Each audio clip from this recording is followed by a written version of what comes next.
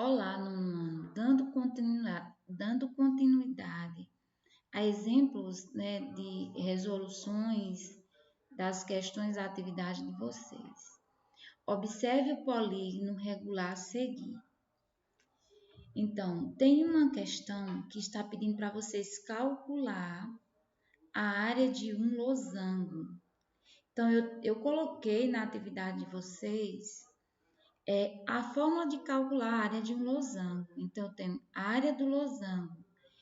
Então, a área do losango, esse A aqui, representa a área igual diagonal maior vezes a diagonal menor dividido por 2. Então, eu coloquei ao lado um losango que tem dimensões 14, né? Porque 7 com mais 7 dá 14, 2 mais 2 dá 4. Então, acredito, aí na atividade de vocês, eu não sei se está assim, mas se tiver, vocês já sabem qual é a diagonal maior e o que é a diagonal menor. Então, a área é igual a 14 vezes 4 dividido por 2. Então, a área é igual a 56 dividido por 2, que a área é igual a 28 centímetros quadrados. Bem fácil de vocês resolver. A questão 11 observe o polígono a seguir.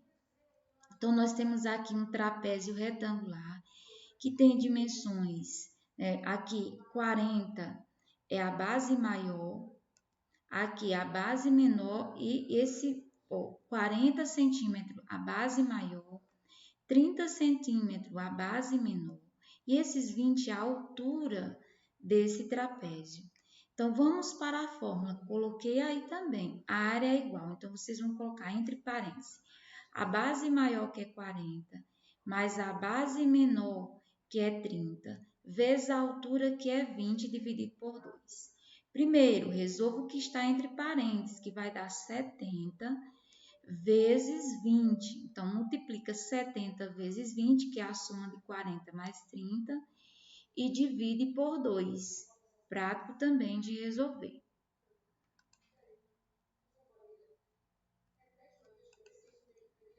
A questão 12. Sabe-se que 8 sacos de milhos em dentro pesam juntos 120 kg. Nessa condição, a quantidade de sacos de milho que corresponde a 225 kg será igual a. Então, eu coloquei a mesma questão da mesma forma. Então, essa questão envolve grandezas diretamente proporcionais, de grandezas diretamente e inversamente. Então, nós temos que identificar se é uma grandeza diretamente ou se é uma grandeza inversamente proporcional. Então, a grandeza ela é inversamente proporcional quando ela envolve velocidade e tempo. No caso aqui, nós temos o quê? A grandeza ela pode vir com duas ou mais grandezas. Então, nós temos aqui, eu relacionei aqui as grandezas, quantidade de sacos, valor em quilogramas. Então, nós estamos vendo aqui que essa grandeza, ela não é inversamente proporcional porque ela não envolve velocidade e tempo. Então, quando a grandeza ela não envolve velocidade e tempo, ela é uma grandeza diretamente proporcional. E a primeira coisa que a gente tem que fazer é relacionar essas grandezas. Então, quantidade de saco, 8 está para X, o valor em quilograma, 120 está para 225. E multiplicar em cruz, ou seja, proporcionalmente. Então, sempre o valor de X que envolve aí, a gente coloca no primeiro membro, que é o valor que a gente quer encontrar. Então, X vezes 120 é igual a 8 vezes 225. E aí vocês multiplicam 120 vezes x dá 120x, multiplica 8 vezes 225 e o valor de 8 vezes 225 divide por 120 e vocês vão encontrar o valor de x. Então, sempre quando eu vou resolver um problema que envolve grandezas diretamente proporcional e inversamente proporcional, eu vou observar. A grandeza envolve velocidade e tempo. Vou dar um exemplo. Carlos Alberto, ele vai da sua casa até a cidade de Dormentes. Então, Carlos Alberto, ele faz 30 quilômetros em 30 minutos, vamos dizer. Se Carlos Alberto aumenta a velocidade dessa moto, ele vai diminuir ou aumentar a quantidade de tempo? É claro que se ele aumenta a velocidade da moto, ele vai diminuir a quantidade de tempo. Então, quando a grandeza ela é diretamente proporcional, veja que quantidade de sacos era 8, aumentou o valor em quilogramas, 8 a 120 quilogramas. Aumentar a quantidade de sacos vai aumentar a quantidade de quilogramas, ou seja, como aqui está em quilogramas, vai aumentar a quantidade de saco proporcionalmente. Se ele aumentou em 4 em um, na outra vai aumentar em 4. Já quando ela é inversamente, que é o caso do exemplo de Carlos Alberto, ela aumenta em uma grandeza e diminui em outra, né? Sempre com valores proporcionais. Se Carlos Alberto aumenta a velocidade em 4, a outra grandeza ele vai diminuir em 4, dividindo por 4, porque o inverso da multiplicação é a divisão. Eu coloquei as videoaulas para o 8º ano. Quem quiser pode acessar no YouTube, né? Tem lá o meu canal, a professora Maria Cláudia, e tem várias explicações. Acho que é muito importante para vocês do nono ano assistir essas aulas. Essa questão 10 no nono ano, eu vou pedir para vocês anular. Por quê? Nós vamos estudar agora sobre radicais, as propriedades dos radicais, simplificando radicais, que é a mesma coisa de simplificações de radicais, e introduzindo um fator externo a um radical. Então, vocês eliminam essa questão e nós vamos estudar agora na 9ª etapa. Inclusive, todas as atividades são do livro, mas eu vou explicar todas as etapas, né? Todas as habilidades, né? De como vocês resolverem. Então, essa questão 10, vocês vão anular, vão deixar, não vão fazer. Porém, eu também não vou explicar nessa videoaula.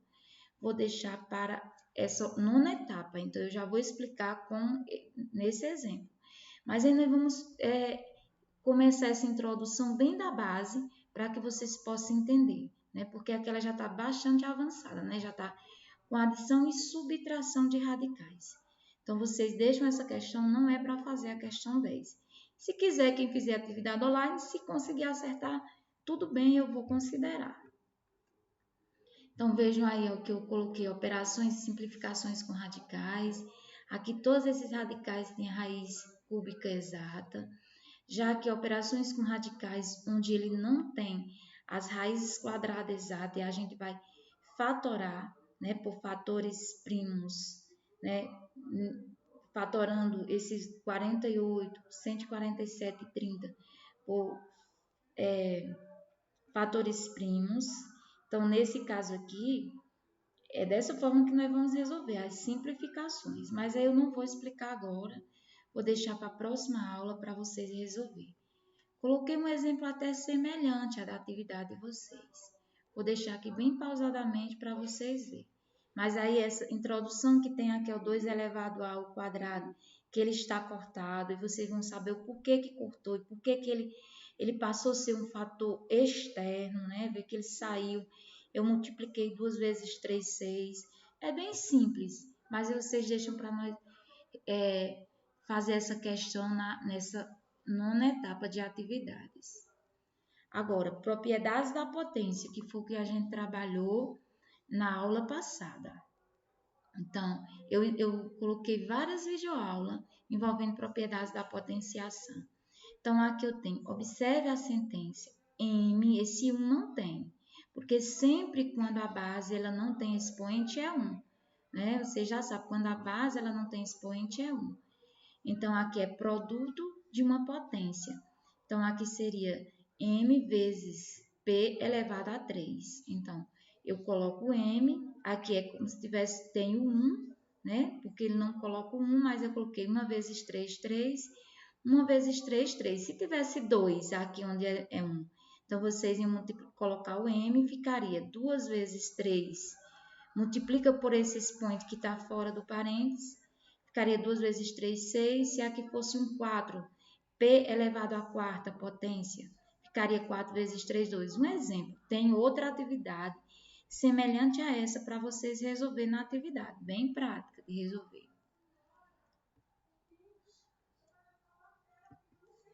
Então, finalizo por aqui. Acredito que vai ajudar bastante vocês aí nas resoluções de atividades.